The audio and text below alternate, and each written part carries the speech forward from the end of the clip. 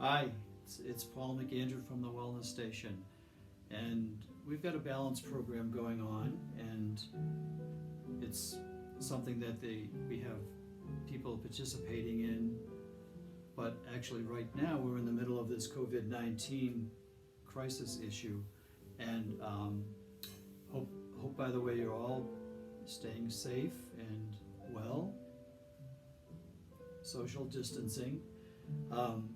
But we're also putting this video together to have a general appeal to anyone that feels even just the slightest bit of difference in how well they feel in their balance, how confident they feel than how they used to.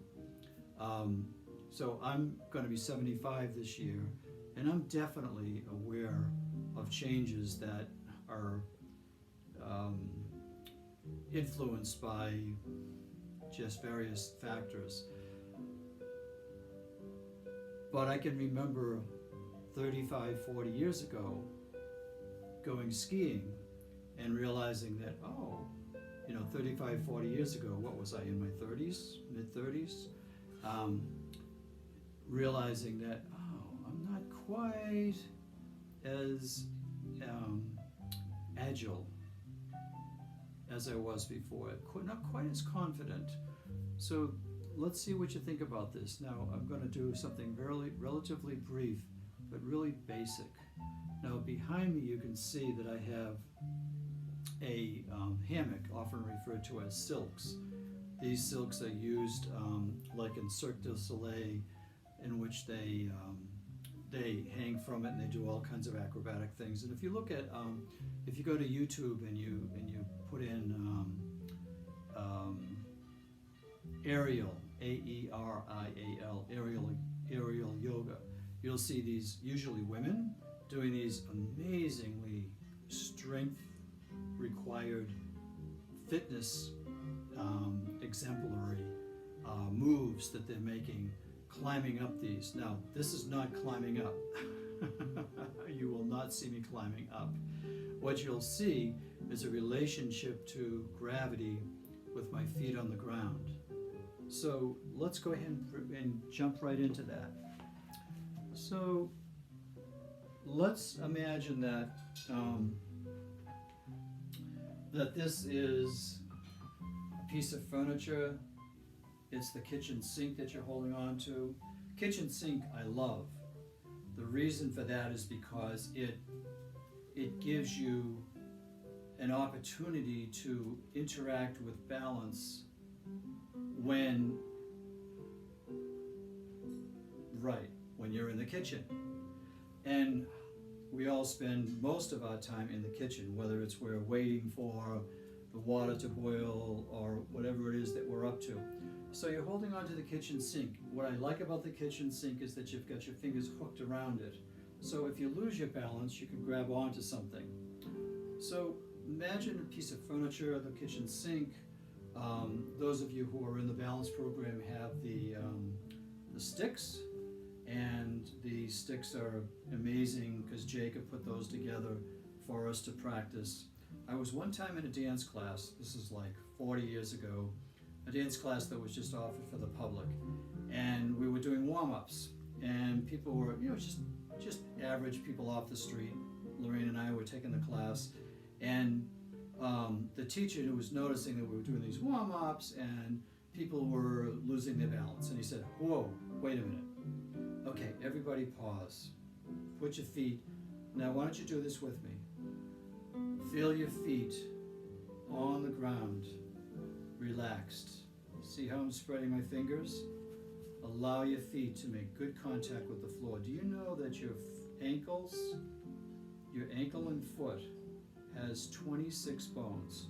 26 bones, which means that they're designed for lots of movement. So we were in this dance class, and now as we're talking about this, imagine that your feet are nice and relaxed on the floor, really spread out, giving you, and now I'm going to stand on one foot. At this moment, while I'm standing on that one foot, the only thing connecting me to this big planet is that 1 foot. So you want that to be as much contact as you possibly can. So we're in this dance class and he says, you know, like, okay, people are kind of like all over the place. So how about if you imagine that there's 2 parallel bars on either side of you? Okay, can you imagine that? Now, do this while you're watching this. Now, place your hands on those imaginary parallel bars. Got it?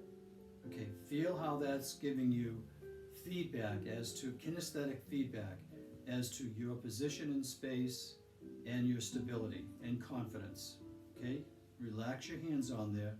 Try not to rely on them, but let them give you feedback so that you know that you can ease into being on one leg or being on the other, and you can do some of your movements. And then he went back to his warm-ups, and it was amazing how much more solid everybody was.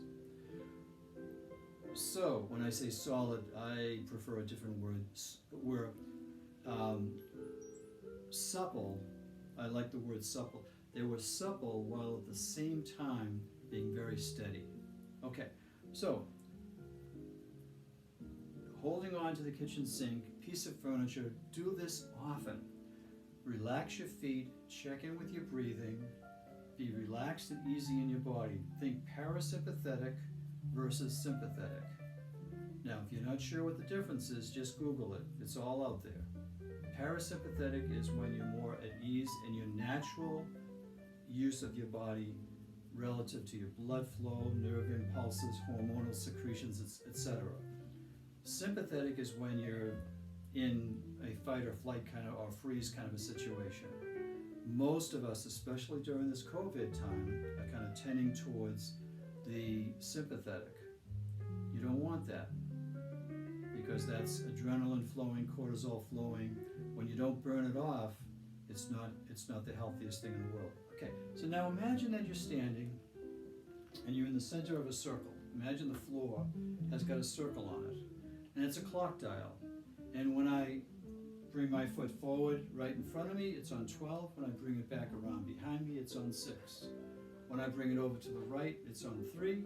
When I bring it all the way around, it's on 9. Now I'm going to turn around so that you can see this, so that as if you were in a dance class, you're watching the dance teacher and you're imitating what they're doing.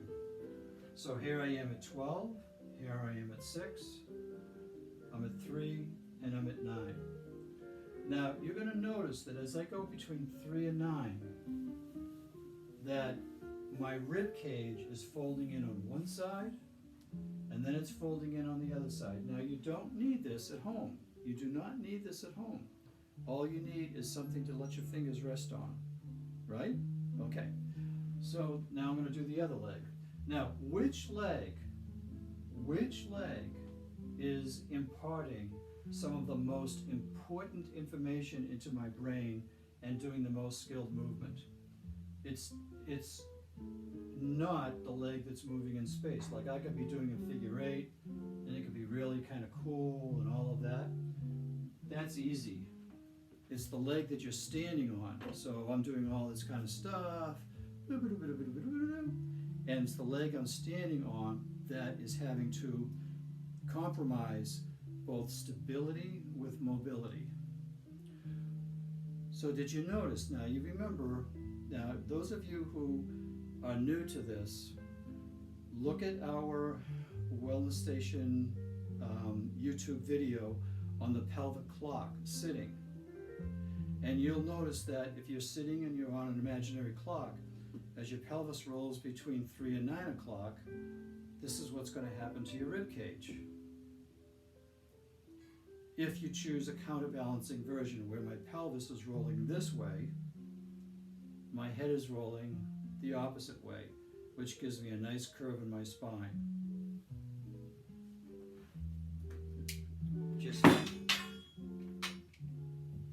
Just happen to have Jake here with me. Jake, Jill, whoever.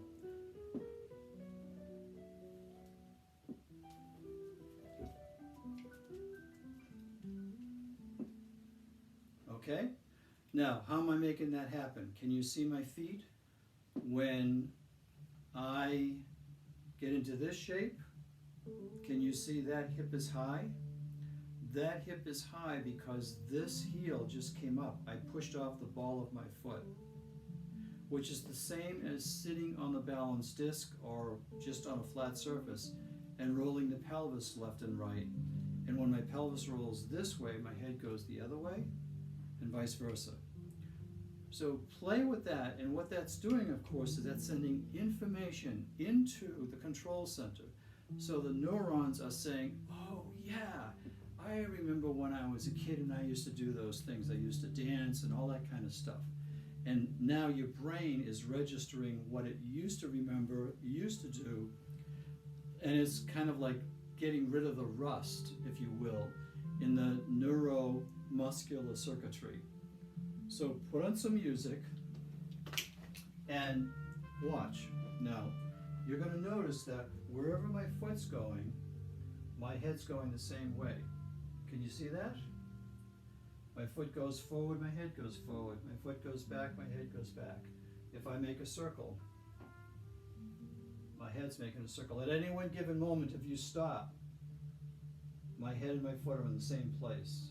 And again, it's the standing leg that's doing the amazingly skilled work. And what that's like, it's like a gate. I need to have something. Let's see. This will work. Okay, my pelvis is like a gate. And if I step back like this here, can you see the gate swinging? And it's swinging on this gate post.